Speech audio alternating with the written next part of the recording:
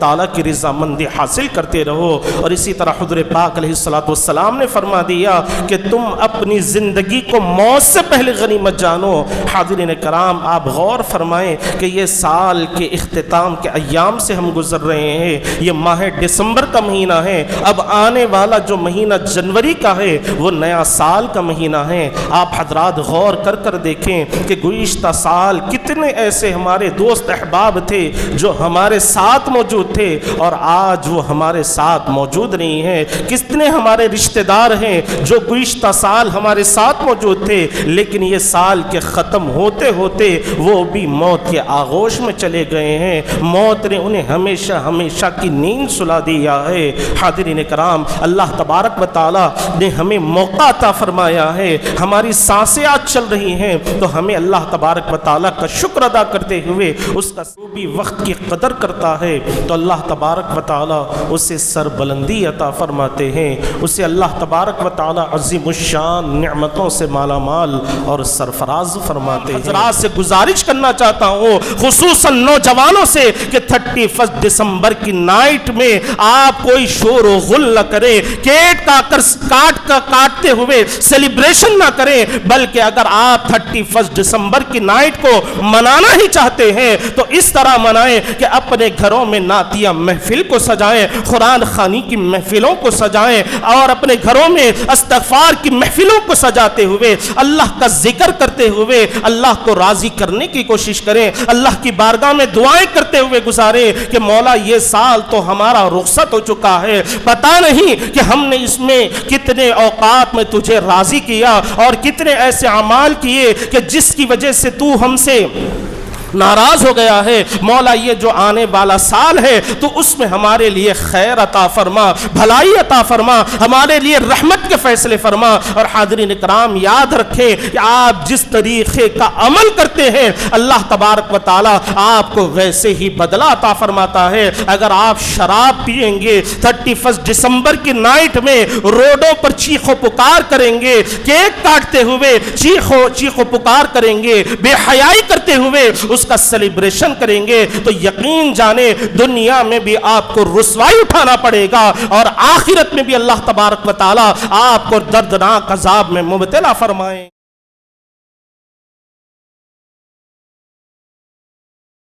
السلام علیکم ورحمۃ اللہ وبرکاتہ۔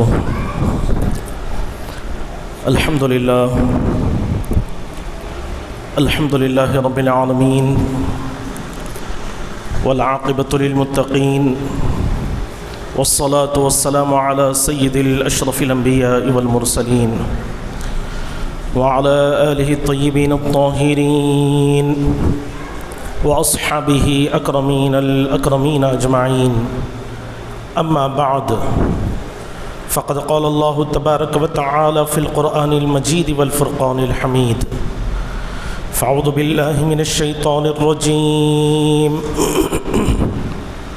بسم اللہ الرحمن الرحیم، یا ایہا الذین آمنوا اتقوا اللہ ولتنظر نفس ما قدمت لغد واتقوا اللہ ان اللہ خبیر بما تعملون، صدق اللہ العظیم۔ قال اللہ تبارک وتعالی فی شأن حبیبہ تعظیما وتکریما،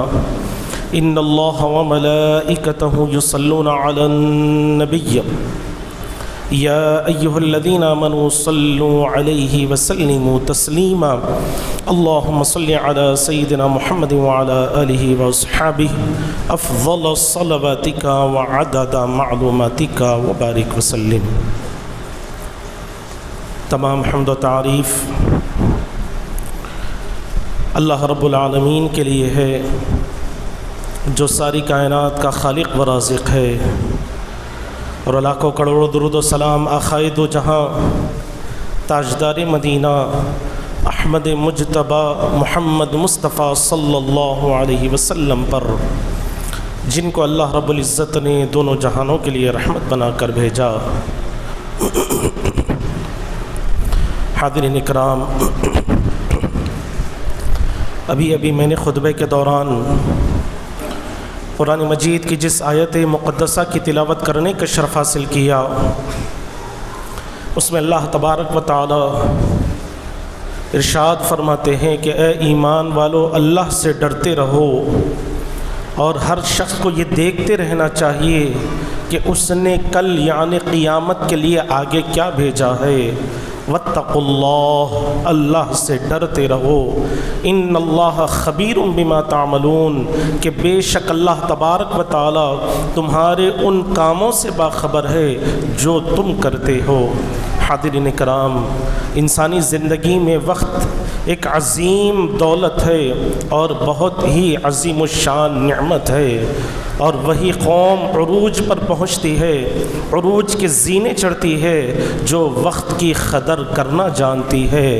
اور جس قوم نے بھی یا جس فرد نے بھی وقت کی قدردانی نہیں کی تو وقت اسے سر بلندیوں سے اتار کر، بلندیوں کی اونچائیوں سے اتار کر اسے زوال کی پستیوں میں لا کر ڈال دیتا ہے۔ تو اسی لیے جس قوم نے بھی ترقی کی ہے یا جس فرد نے بھی ترقی کی ہے وہ وقت کی قدردانی کرنے پر منحصر ہے۔ جو بھی وقت کی قدر کرتا ہے تو اللہ تبارک و تعالی اسے سر بلندی عطا فرماتے ہیں، اسے اللہ تبارک و تعالی عظیم الشان نعمتوں سے مالا مال اور سرفراز فرماتے ہیں۔ اور اسلام ایک دینی، ایک فطری دین ہے۔ اگر آپ غور کر کر دیکھیں تو اسلام میں عبادات کا نظام وقت کے ساتھ مربوط کر دیا گیا ہے، وقت کے ساتھ عبادات کو اٹیچ کر دیا گیا ہے، اور اسلام میں وقت کی بڑی ہی اہمیت ہے۔ اگر مثال کے طور پر نماز پنجگانہ کو آپ لے لیں گے تو قرآن و حدیث میں، فقہ میں اس کا ایک سپریٹ طور پر، مستقل طور پر اس کے تعلق سے بیان کیا گیا ہے۔ اور اسی طرح آپ اگر سحر و افطاری کو لیں گے تو اس میں بھی وقت کی بڑی اہمیت ہے۔ اگر وقت آگے نکل جائے یا وقت میں کمی ہو جائے تو پھر روزہ ضائع ہو جاتا ہے، روزہ بیکار ہو کر رہ جاتا ہے۔ اور اسی طرح حج کے ایام کو بھی مقرر کر دیا گیا ہے، سال میں ہی ایک مرتبہ ہر شخص حج ادا کر سکتا ہے، حج کی فرضیت کو پورا کر سکتا ہے۔ ہر آدمی ہر دن جا کر کعبے کا طواف کر کر حج ادا کرنے کا اعلان نہیں کر سکتا، اس لیے کہ اسلام نے بھی اس کے ایام کو بھی مقرر فرما دیا ہے۔ اور اسی طرح اگر آپ غور کریں تو قربانی کے ایام کو بھی مقرر کر دیا گیا ہے کہ سال میں 3 دن ہی قربانی کی جا سکتی ہے، قربانی جیسی سنت کو ادا کیا جا سکتا ہے۔ اور اسی طرح زکوٰۃ کے لیے بھی سال کا گزرنا شرط ہے۔ تو ان تمام چیزوں پر اگر آپ غور کریں گے تو اسلام میں وقت کی بڑی ہی اہمیت کو بتلایا گیا ہے، شریعت محمدی میں وقت کی بڑی ہی اہمیت کا ذکر کیا گیا ہے۔ ورنہ بعض صورتوں میں انسان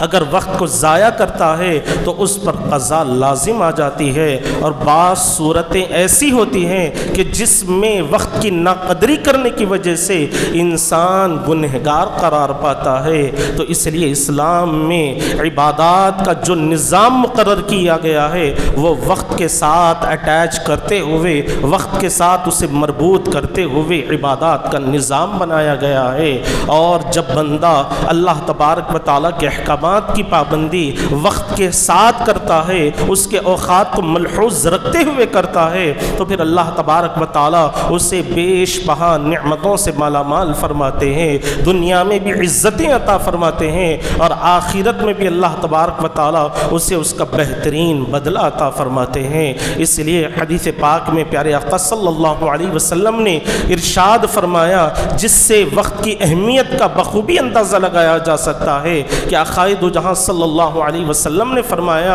کہ 2 نعمتیں ایسی ہیں کہ جن کے تعلق سے اکثر لوگ غفلت میں پڑے ہوئے ہیں، 2 نعمتیں ایسی ہیں کہ جن کے تعلق سے لوگ اکثر غفلت میں پڑے ہوئے ہیں، ایک تندرستی اور دوسرا فرصت کے اوقات۔ تو حاضرین کرام، اگر ہم غور کریں گے کہ آقا دو جہاں صلی اللہ علیہ وسلم نے جن 2 باتوں کا ذکر فرمایا ہے، یہ 2 باتیں ہماری زندگی زندگی میں بڑی اہمیت رکھتی ہیں، ان کا تعلق ہماری زندگی میں بڑی اہمیت کا حامل ہے۔ اگر انسان تندرستی میں اللہ تبارک و تعالیٰ کی عبادات کر لے، اللہ تبارک و تعالیٰ کو راضی کرنے کی کوشش کر لے، ورنہ ایسا وقت بھی اللہ تبارک و تعالیٰ انسان پر لا دیتے ہیں کہ آدمی چاہتے ہوئے بھی اللہ تبارک و تعالیٰ کے سامنے جھک نہیں سکتا، اس کی بارگاہ میں اپنے سر کو نہیں جھکا سکتا۔ اسی لیے آقائے دو جہاں صلی اللہ علیہ وسلم نے فرما دیا کہ تندرستی کو لے کر،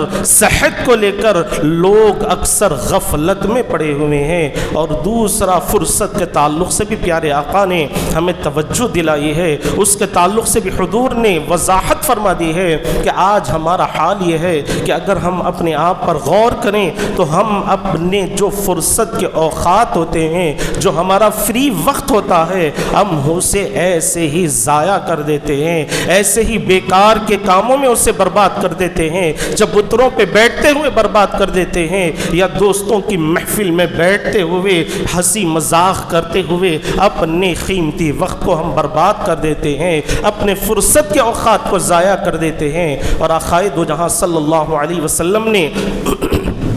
ایک شخص کو نصیحت کرتے ہوئے ارشاد فرمایا کہ 5 چیزوں سے پہلے غنیمت جانو۔ ایک، جوانی کو بڑھاپے سے پہلے، دوسرا تونگری کو محتاجی سے پہلے، اور تیسرا فرصت کے اوقات کو مصروفیت سے پہلے۔ اور اسی طرح حضور پاک صلی اللہ علیہ وسلم نے فرمایا کہ بیماری کو صحت کو بیماری سے پہلے، اور پھر آقا نے فرمایا کہ زندگی کو موت سے پہلے۔ تو یہ 5 چیزیں ایسی ہیں کہ حضور پاک علیہ السلام نے اس کی طرف توجہ دلاتے ہوئے ہمیں بتلا دیا کہ اگر تمہارے پاس صحت ہے تو بیمار ہونے سے پہلے اس کو غنیمت جانتے ہوئے اللہ کو راضی کرنے کی کوشش کرو۔ اللہ نے تمہیں جوانی عطا فرمائی ہے تو بڑھاپا آنے سے پہلے اپنی جوانی کا صحیح طور پر استعمال کرو، اللہ کی بارگاہ میں اپنی جبین نیاز کو جھکانے والے ہو جاؤ۔ اور اسی طرح حضور نے تونگری کو، مالداری کو محتاجی سے پہلے غنیمت جاننے کے لیے فرمایا کہ جب اللہ تبارک و تعالیٰ تمہیں مال عطا فرمائے تو تمہیں چاہیے کہ اس مال کو اسراف کرتے ہوئے ضائع نہ کرو، فضول کے کاموں میں خرچ کرتے ہوئے اس مال کو برباد مت کرو۔ اگر اللہ نے مال دیا ہے تو اسے غنیمت جانتے ہوئے اللہ کے راستے میں خرچ کرتے رہو اور اللہ تبارک و تعالیٰ کی رضامندی حاصل کرتے رہو۔ اور اسی طرح حضور پاک علیہ السلام نے فرما دیا کہ تم اپنی زندگی کو موت سے پہلے غنیمت جانو۔ حاضرین کرام، آپ غور فرمائیں کہ یہ سال کے اختتام کے ایام سے ہم گزر رہے ہیں، یہ ماہ دسمبر کا مہینہ ہے، اب آنے والا جو مہینہ جنوری کا ہے وہ نیا سال کا مہینہ ہے۔ آپ حضرات غور کر کر دیکھیں کہ گزشتہ سال کتنے ایسے ہمارے دوست احباب تھے جو ہمارے ساتھ موجود تھے اور آج وہ ہمارے ساتھ موجود نہیں ہیں، کتنے ہمارے رشتہ دار ہیں جو گزشتہ سال ہمارے ساتھ موجود تھے لیکن یہ سال کے ختم ہوتے ہوتے وہ بھی موت کے آغوش میں چلے گئے ہیں، موت نے انہیں ہمیشہ ہمیشہ کی نیند سلا دیا ہے۔ حاضرین کرام، اللہ تبارک و تعالی نے ہمیں موقع عطا فرمایا ہے، ہماری سانسیں آج چل رہی ہیں تو ہمیں اللہ تبارک و تعالیٰ کا شکر ادا کرتے ہوئے اس کا صحیح طور پر استعمال کرنا چاہیے، اسے اللہ تبارک و تعالیٰ کی عبادت میں لگانا چاہیے، اللہ تبارک و تعالیٰ کی تسبیح و تہلیل کرتے ہوئے اس کے ذکر و اذکار کرتے ہوئے اپنے آپ کو مصروف رکھنا چاہیے۔ اگر ہم اپنی جوانی میں صحیح طور پر اللہ تبارک و تعالیٰ کی عبادت کریں گے، صحت رہتے ہوئے، تندرستی رہتے ہوئے اگر ہم صحیح طور پر اللہ تبارک و تعالیٰ کی عبادت کریں گے تو یقیناً اللہ تبارک و تعالیٰ اس کا بدلہ ہمیں دنیا میں بھی عطا فرمائے گا اور آخرت میں بھی اللہ تبارک و تعالیٰ اس کا ہمیں بہترین اجر و ثواب عطا فرمائے گا۔ لیکن آج ہمارا حال یہ ہے، آج ہماری کیفیت یہ ہے کہ ہم اپنے آپ پر غور کریں، اپنے گھروں پر غور کریں، اپنے خاندانوں پر غور کر کر دیکھیں یا اپنے خاندانوں کے، گھروں کے نوجوانوں کی زندگیوں پر غور کر کر دیکھیں گے تو اس ترقی یافتہ دور میں ہمارے نوجوان نہ صرف اپنی تندرستی کو ضائع کرتے ہوئے نظر آئیں گے، نہ صرف اپنی صحت کو ضائع کرتے ہوئے نظر آئیں گے بلکہ اپنے مال کو بھی ضائع کرتے ہوئے نظر آئیں گے، اپنے اوقات کو بھی ضائع کرتے ہوئے نظر آئیں گے، اپنی جوانی کو بھی ضائع کرتے ہوئے نظر آئیں گے اور اپنا تمام تمام وقت جو اللہ تبارک و تعالیٰ نے عطا فرمایا ہے، عمر کے بہترین لمحات کو، قیمتی لمحات کو ہمارے نوجوان ضائع کرتے ہوئے آپ کو نظر آئیں گے۔ حاضرین کرام، آج ترقی کا دور ہے، سائنس اور ٹیکنالوجی کا دور ہے۔ آج سائنس اپنی ترقی کی بلند منزلوں کو چھو رہی ہے، بلندیوں پر پہنچ رہی ہے۔ اگر پچھلے زمانے پر اگر آپ غور کر دیکھیں تو ان کے پاس آج ہمارے جیسے عیش و آرام کی زندگیاں نہیں تھی، ان کے پاس آج ہمارے جیسے آرام کرنے کے جو طریقے موجود ہیں وہ ان کے پاس موجود نہیں تھے۔ آج ہمارے پاس جو ٹیکنالوجی موجود ہے وہ پچھلے لوگوں کے پاس اس طرح کی ٹیکنالوجی موجود نہ تھی۔ مثال کے طور پر آپ دیکھیں کہ اس وقت اگر کوئی حج کو جاتا، اگر کسی کی ماں اگر حج کو جاتی اور جانے کے بعد وہاں سے خط لکھتی، اور خط جب کسی کے ذریعے بھیجا جاتا تو وہ پہنچتے پہنچتے اتنا وقت گزر جاتا کہ جب بیٹے کے ہاتھ میں خط آتا تو اس وقت والدہ کا وہاں پر انتقال ہو چکا ہوتا۔ اتنے اس طرح کے پرانے زمانے کے حالات تھے، لیکن آج ٹیکنالوجی اور ترقی کا ایسے دور میں ہم جی رہے ہیں کہ ہم ایئرپورٹ پر اپنے والدین کو لے جا کر چھوڑتے ہیں تو چند گھنٹوں میں ہمیں کال آ جاتی ہے کہ ہم صحیح سلامت اللہ کے گھر تک پہنچ گئے ہیں، حرم شریف میں پہنچ گئے ہیں۔ نہ صرف فون پر بات چیت ہوتی ہے بلکہ ہم اسی موبائل کے ذریعے اپنے باپ کو اپنے آنکھوں سے بھی دیکھ لیتے ہیں۔ تو یہ ترقی کا دور اللہ تبارک و تعالیٰ نے ہمیں عطا فرمایا ہے۔ حاضرین کرام، جب اللہ تبارک و تعالیٰ نے ایسے ترقی یافتہ دور میں ہمیں پیدا فرمایا ہے اور ایسی ٹیکنالوجی کے دور میں اللہ تبارک و تعالیٰ نے ہمیں رکھا ہے اور ہمیں آسانیاں عطا فرمائی ہیں، تو ہمیں اللہ تبارک و تعالیٰ کا شکر ادا کرنا چاہیے، اللہ کی نعمتوں پر شکرانہ بجا لانا چاہیے۔ اس لیے کہ قرآن مجید میں اللہ تبارک و تعالیٰ نے فرما دیا کہ لئن شکرتم لأزیدنکم، اگر تم اللہ کی نعمتوں کا شکر ادا کرو گے تو اللہ تبارک و تعالیٰ اپنی نعمتوں میں اور اضافہ فرمائے گا، اور نعمتیں اللہ تبارک و تعالیٰ تمہیں بڑھا کر عطا فرمائے گا، اس میں اضافہ کرتے ہوئے تمہیں عطا فرمائے گا۔ اور اگر ہم اللہ کی نعمتوں کی ناقدری کریں گے تو یاد رکھیں کہ پھر اللہ تبارک و تعالیٰ ہمیں نیست و نابود بھی فرما سکتا ہے، ہمیں تباہ و تاراج بھی فرما سکتا ہے۔ اگر آپ پچھلے قوموں کی زندگیوں کو اٹھا کر دیکھیں تو حضرت شعیب علیہ السلام کی امت کو اگر آپ اٹھا کر دیکھیں، ان کی زندگیوں کو آپ اٹھا کر دیکھیں تو آپ کو پتہ چلے گا کہ وہ بڑے بڑے اونچے اونچے محلات میں اپنی زندگیاں گزارتے تھے، بڑے خوبصورت محلات میں زندگیاں گزارتے تھے، لیکن ان کی امت میں ناپ تول میں کمی کرنے کی عادت تھی، اور اللہ تبارک و تعالیٰ نے اسی وجہ سے انہیں تباہ و برباد فرما دیا۔ اور اسی طرح حضرت لوط علیہ السلام کی اگر آپ امت کی تاریخ کو اٹھا کر دیکھیں گے تو آپ کو پتہ چلے گا کہ اللہ تبارک و تعالیٰ نے لوط علیہ السلام کی امت کو بھی خوب مال و دولت عطا فرمائی ہے، خوب اللہ تبارک و تعالیٰ نے دولت سے انہیں سرفراز فرمایا تھا، لیکن جب حضرت لوط علیہ السلام کی قوم نے، آپ کے امتیوں نے اللہ کی نافرمانی کی، گناہوں میں مبتلا ہوئے اور ایک دوسرے کے ساتھ بدفعلی کرنے لگے، غلط کام کرنے لگے، مرد آدمی ایک مرد دوسرے مرد کے ساتھ غلط حرکت کرنے لگا، غلط کام میں مبتلا ہو گیا، تو پھر اللہ تبارک و تعالیٰ نے انہیں تباہ و برباد کر دیا۔ آپ سوچ رہے ہوں گے کہ یہی ایک غلطی حضرت لوط علیہ السلام کی قوم کی تھی، نہیں، اگر آپ ان کی تاریخ کو اٹھا کر دیکھیں تو حضرت لوط علیہ السلام کی قوم میں ہتھیلیاں مارنے کا، تھالی بجانے کا رواج بھی بہت عام تھا، وہی لوگ کثرت کے ساتھ تھالیاں بجایا کرتے تھے، اور حضرت لوط علیہ السلام ہی کی قوم میں سیٹیاں مارنے کی بھی عادت بہت زیادہ تھی، عام رواج تھا۔ اور اسی طرح حضرت لوط علیہ السلام کی قوم میں ایک عادت یہ بھی تھی کہ جب ان کے جسم سے گیس پاس ہوتی، ریح نکلتی، تو وہ زور کی آواز نکالتے اور چیختے چلاتے ہوئے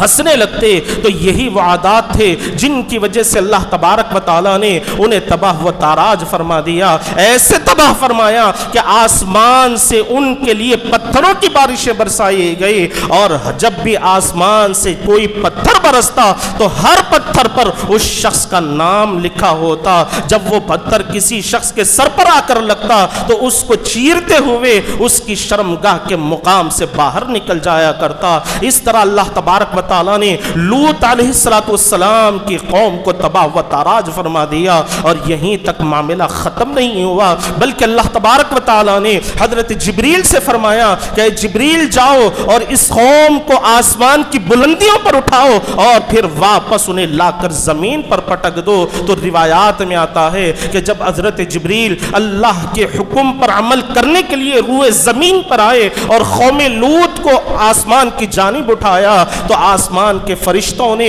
اس قوم کے کتوں کے بھونکنے کی آوازوں کو بھی سنا، اور پھر جب حضرت جبریل نے واپس لا کر انہیں زمین پر الٹا پلٹ دیا تو آج سائنٹسٹ یہ دعویٰ کر رہے ہیں، جب وہ ریسرچ کر رہے ہیں تو انسانی جسم کے ڈھانچے نکل رہے ہیں،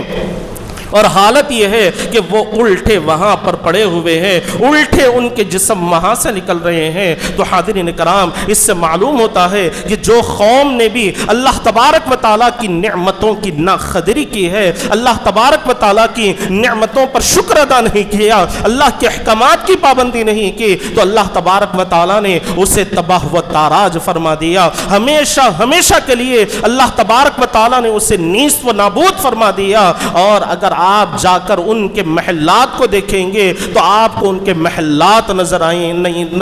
نہیں آئیں گے، کھنڈرات میں تبدیل ہوئے کئی نشانیاں آپ کو ملیں گی۔ تو حاضرین کرام، اس سے پتا چلتا ہے کہ جب کوئی قوم اللہ تبارک و تعالیٰ کی نعمتوں کی ناقدری کرتی ہے تو پھر اللہ تبارک و تعالیٰ ان پر اپنے عذاب کو نازل فرماتا ہے، ان کو اپنے عذاب میں مبتلا فرماتا ہے۔ اور آج ہماری حالتیں بھی یہ ہے، ان واقعات سے قرآن مجید ہمیں جھنجھوڑ رہا ہے، ہمارے ضمیر کو جھنجھوڑ کر کہہ رہا ہے کہ اے مسلمانوں، آج تمہاری حالتیں بھی ایسی ہے کہ تم اللہ کی نعمتوں کو حاصل کرتے ہوئے یہود و نصارا کے راستے پر چل رہے ہو، کفار و مشرکین کے طریقوں کو تم نے اپنا لیا ہے۔ آج ہمارے اندر بہت سی ایسی عادتیں آ گئی ہے جو یہود و نصارا کے اندر موجود ہے، کئی ایسے دن اور ایام ہیں جن کا ہم بڑا ہی اچھے انداز میں اہتمام کرتے ہیں، حالانکہ اس کا اسلام سے کوئی لینا دینا نہیں ہے،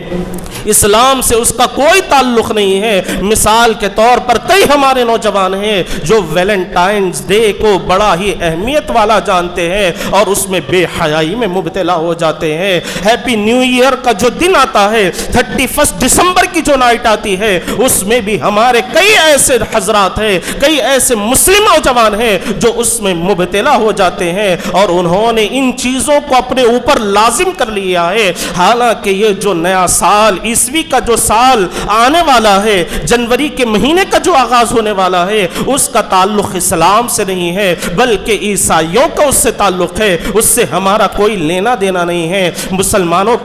کے سال کا آغاز محرم الحرام کے مہینے سے ہوتا ہے اور اختتام ماہ ذی الحجہ پر ہوتا ہے۔ آغاز ماہ محرم کی پہلی تاریخ سے ہوتا ہے اور اختتام ماہ ذی الحجہ کی آخری تاریخ سے ہوتا ہے۔ یہ جو 31 دسمبر کی نائٹ میں جو بے حیائیاں کی جا رہی ہیں، اس میں بھی ہمارے نوجوان گناہوں میں مبتلا ہو رہے ہیں۔ یاد رکھیں کہ حدیث پاک میں آقائے دو جہاں صلی اللہ علیہ وسلم نے ارشاد فرما دیا کہ دو آوازیں ایسی ہیں جن کے لیے اللہ تبارک و تعالی جن پر دنیا میں بھی لعنت فرماتے ہیں اور آخرت میں بھی اللہ تبارک و تعالی لعنت فرماتے ہیں۔ ان میں سے ایک آواز ایسی ہے کہ خوشی کے موقع پر گانا باجا بجایا جائے تو اسے دنیا میں بھی لعنت بھیجی جاتی ہے اور آخرت میں بھی اس پر لعنت ہوتی ہے۔ اور دوسرا، جب کوئی غم کا موقع آ جائے، مصیبت کا موقع آ جائے، تکلیف کا موقع آ جائے، اس وقت لوگ جو واویلا کرتے ہیں، چیخ و پکار کرنے لگتے ہیں، تو اس پر بھی اللہ تبارک و تعالی دنیا میں لعنت بھیجتے ہیں اور آخرت میں بھی لعنت بھیجتے ہیں۔ تو ذرا غور فرمائیں کہ جب خوشی کے موقع پر گانا باجا بجایا جاتا ہے یا تکلیف کے موقع پر چیخ و پکار برقرار کی جاتی ہے تو یہ دو آوازوں پر اللہ کی لعنت ہوتی ہے. دنیا میں بھی اللہ لعنت فرماتا ہے اور آخرت میں بھی لعنت بھیجتا ہے. تو حاضرین کرام غور فرمائیں کہ جب اللہ کی کسی پر لعنت ہو جائے تو پھر اس کی زندگی سے ساری برکتیں ختم ہو جاتی ہے. لیکن آج ہماری حالتیں یہ ہیں کہ ہم اپنی نفسانی خواہشات کو پورا کرنے کے لیے, لوگوں میں شہرت پانے کے لیے, اپنے گھروں کی تقریب میں ایسی چیزوں کا اہتمام کرتے ہیں, گانے بجانے کا اہتمام کرتے ہیں تاکہ لوگوں میں ہماری شہرت ہو جائے, لوگوں میں ہماری عزتیں بڑھ جائے. کسی شخص کو یہ خیال نہیں آتا کہ اگر میں اس طرح کی حرکت کروں گا تو اللہ کی بارگاہ میں میرا کیا مقام ہوگا, میرا کیا وقار ہوگا, میں خدا کے سامنے کیا منہ لے کر جاؤں گا. لیکن حاضرین کرام آج حالتیں یہ ہیں کہ ہم کو اللہ کا کوئی خوف نہیں ہے, اس کے عذاب کا کوئی خوف نہیں ہے, بلکہ اگر ہمیں کسی بات کی فکر ہے تو اپنا اسٹیٹس سنبھالنے کی فکر ہے, اپنا اسٹینڈ برقرار رکھنے کی فکر ہے, بڑے لوگوں میں ایک ساتھ کھڑے ہونے کی ہمیں فکر ہے, خدا کے سامنے کھڑے ہونے کی ہمارے پاس کوئی فکر نہیں ہے. اور 31 دسمبر کی نائٹ میں جو شراب نوشی کو عام کیا جاتا ہے اس کے تعلق سے بھی آپ سماعت فرما لیں. یا خائد و جہاں صلی اللہ علیہ وسلم نے ارشاد فرما دیا کہ شراب پینے والے پر بھی لعنت ہے, پلانے والے پر بھی لعنت ہے, بنانے والے پر بھی لعنت ہے, اور اس کی خرید و فروخت کرنے والے پر بھی لعنت ہے. ہر طرح سے اللہ تبارک و تعالیٰ نے اس شخص پر لعنت فرمائی ہے, ان لوگوں پر لعنت فرمائی ہے جو شراب پیتے ہیں, پلاتے ہیں, بناتے ہیں, بیچتے ہیں, خریدتے ہیں. ہر شخص پر اللہ تبارک و تعالیٰ نے لعنت فرمائی ہے. اور اسی طرح حاضرین کرام 31 دسمبر کی نائٹ میں ہمارے نوجوانوں کی حالت یہ ہوتی ہے کہ وہ 31 کا سیلیبریشن کرنے کے لیے کلبوں کی طرف جاتے ہیں, بڑے بڑے میدانوں میں محفلیں سجتی ہے اور بیکریوں سے کیک خرید کر رات کے 12 بجے ہیپی نیو ایئر مناتے ہوئے اس کا سیلیبریشن کیا جاتا ہے. میں آپ کو بتلانا چاہتا ہوں کہ شریعت محمدیہ میں اس طرح کی کوئی اجازت موجود نہیں ہے, اسلام اس طرح کی کوئی تعلیم نہیں دیتا, بلکہ حضور پاک علیہ الصلوۃ والسلام نے وضاحت کے ساتھ بیان فرما دیا کہ المرء مع من احب الیہ, کہ جو جس سے محبت کرے گا قیامت کے دن انہی کے ساتھ اٹھایا جائے گا. تو یاد رکھیں کہ اگر ہم یہود و نصارہ کے طریقوں سے محبت کریں گے, ان کے جیسا چال چلن کو اپنائیں گے, ان کے جیسے کپڑوں کو اپنائیں گے, یا ان کے جیسے ہیئر اسٹائل رکھیں گے, یا ان کی طرح داڑیاں رکھیں گے, تو یاد رکھیں کہ قیامت کے دن اللہ تبارک و تعالی ہمیں یہود و نصارہ کے ساتھ اٹھائے گا. آج نوجوانوں کی حالتیں کیا ہے, نہ لباس سے مسلمان نظر آتے ہیں, نہ صورت سے مسلمان نظر آتے ہیں, نہ سیرت سے مسلمان نظر آتے ہیں, لیکن سینہ ٹھوک کر کہتے ہیں کہ ہم رسول اللہ سے محبت کرنے والے ہیں, اللہ کو ایک ماننے والے ہیں, لیکن اللہ کی ماننے والے نہیں ہیں, رسول اللہ کی ماننے والے نہیں ہیں. تو پھر تم کہاں کہ خدا کے بندے ہیں, تم کیسے حضور کے امتی کہلانے کے قابل ہیں؟ اگر تم واقعی میں حضور سے محبت کرتے ہو تو حضور نے زندگی گزارنے کا ہمیں جو ڈھنگ عطا فرمایا ہے, جو طریقہ بتلایا ہے, جو سلیقہ سکھایا ہے, اس کے مطابق اگر تم زندگی گزارو گے تو تب کہیں جا کر تم حضور کے امتی کہلانے کے قابل بن سکتے ہو, اللہ کے بندے بننے کے قابل بن سکتے ہو, اللہ کے بندے کہلانے کے قابل بن سکتے ہو. اگر تم صورت سے بھی مسلمان نہیں, سیرت سے بھی مسلمان نہیں, اپنے کاموں سے بھی مسلمان نہیں, تو پھر تمہیں اللہ تبارک و تعالی معاف کیسے فرمائے گا؟ رسول اللہ صلی اللہ علیہ وسلم کی شفاعت تمہیں کیسے نصیب ہوگی؟ تو حاضرین اکرام 31 دسمبر کی نائٹ میں اگر کوئی کیک کاٹتا ہے, اور جو حضرات کیک بیچنے کا انتظام کرتے ہیں, بیکریوں میں بھی اس کا انتظام کرتے ہیں, تو یقیناً اللہ تبارک و تعالی اس کے بارے میں ان لوگوں سے سوال کرے گا. اللہ تبارک و تعالی اس کے متعلق ان کلمہ پڑھنے والوں سے سوال کرے گا کہ اسلام نے اس طرح کی اجازت نہیں دی اور تم نے اس طرح کے کاموں کا رواج بنا دیا ہے, اسے عام کر دیا ہے. اور آج ہمارے پاس مسلمانوں کی حالتیں یہ ہیں کہ کئی ایسے مسلم تاجر ہمارے پاس ہیں, کئی ایسے مسلم بزنس مین ہمارے پاس موجود ہیں جو خصوصاً 31 دسمبر کی نائٹ میں بڑے اہتمام کے ساتھ آفر رکھتے ہیں، ڈسکاؤنٹ رکھتے ہیں تاکہ لوگ ان کے پاس راغب ہو جائیں، ان کی طرف لوگوں کی توجہ ہو جائیں۔ یاد رکھو اگر تم نے ایک لمحہ بھی خدا کو راضی کرنے کے لیے، اللہ کے حبیب کو راضی کرنے کے لیے اگر تم نے ایک لمحے بھر بھی عمل کیا تو یقین جانو اس کا بدلہ اللہ تبارک و تعالی تمہیں بھی عطا فرمائے گا اور تمہاری نسلوں میں بھی اللہ تبارک و تعالی اس کی نعمتوں کو برقرار رکھے گا۔ ذرا غور فرمائیں کہ سورہ بنی اسرائیل میں اللہ تبارک و تعالی نے ذکر فرما دیا اور 16ویں پارے میں یتیم بچوں کی دیوار کا جو ذکر اللہ تبارک و تعالی نے فرمایا، جس کو بنانے کے لیے، جس دیوار کو صحیح کرنے کے لیے اللہ تبارک و تعالی نے حضرت موسیٰ علیہ السلام کو حکم فرمایا، حضرت خضر علیہ السلام کو حکم فرمایا۔ حاضرین کرام آپ مجھے یہ بتلائیں کہ کیا ان یتیم بچوں نے کوئی عمل کیا تھا؟ نہیں بلکہ وہ یتیم بچے اتنے معصوم تھے کہ کوئی نیک عمل بھی نہیں کر سکتے تھے۔ پھر کیا وجہ تھی کہ اللہ تبارک و تعالیٰ نے اس دیوار کے نیچے جو ان کا خزانہ موجود ہے اس کی حفاظت کرنے کے لیے، اس دیوار کو صحیح بنانے کے لیے اپنے ایک ایسے نبی جس سے اللہ نے کلام فرمایا ہے، جن کو اللہ نے موسیٰ کلیم اللہ کا لقب عطا فرمایا ہے، ان کو اللہ تبارک و تعالیٰ نے اس کام کے لیے منتخب فرمایا۔ تو سیرت میں آتا ہے، ان بچوں کی خاندانی تاریخ میں آتا ہے کہ ان بچوں کی 11 پشتوں کے اوپر ان کے دادا نے نیک کام کیا تھا، جس کی برکت سے اللہ تبارک و تعالیٰ نے ان بچوں کے مال کی حفاظت فرمائی ہے۔ تو ذرا غور فرمائیں کہ جب ہم کوئی اچھا کام کرتے ہیں، جب ہم کوئی اچھا عمل کرتے ہیں تو اس کا بدلہ ہمیں بھی ملتا ہے اور ہماری آنے والی نسلوں کو بھی اللہ تبارک و تعالیٰ اس کا بدلہ عطا فرماتا ہے۔ اور اس کے ساتھ یہ بھی یاد رکھیں کہ اگر ہم کوئی غلط کام کریں گے، اللہ کو ناراض کرنے والے کاموں میں مبتلا رہیں گے، اللہ کو ناراض کریں گے، تو یاد رکھیں کہ اس کا بدلہ ہمیں بھی ملے گا اور ہماری آنے والی نسلوں میں بھی ملے گا۔ اس کو سمجھنے کے لیے اتنا ہی کافی ہے کہ ہندوستانی تاریخ میں مغل بادشاہوں کو اللہ تبارک و تعالیٰ نے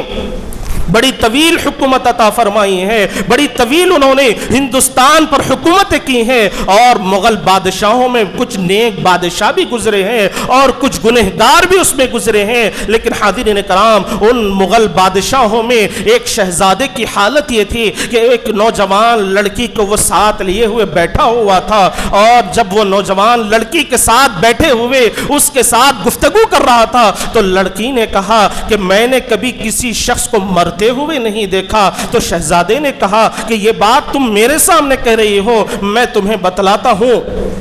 کہ انسان کیسے مرتا ہے۔ چنانچہ ان کے سامنے سے غریب آدمی گزر رہا تھا تو اس شہزادے نے اپنی بندوق نکالی، گن نکالی اور اس شخص پر گن چلا دی، اسے گولی مار کر ہلاک کر دیا۔ تو جب وہ غریب آدمی تکلیف کے عالم میں اپنے پیروں کو گھسیٹتے ہوئے اس دنیا سے رخصت ہو رہا تھا تو شہزادے نے کہا کہ دیکھو اس طرح انسان مرتے ہیں، اس طرح انسان دنیا سے تڑپتے ہوئے گزرتے ہیں۔ تو حاضرین کرام اللہ تبارک و تعالیٰ نے اس کا بدلہ انہیں کیسے عطا فرمایا کہ ہمارا جو آخری مغل سلطنت کا جو آخری بادشاہ گزرا ہے بہادر شاہ ظفر کی زندگی کو آپ اٹھا کر دیکھیں کہ جب اس کی حکومت کو زوال آیا،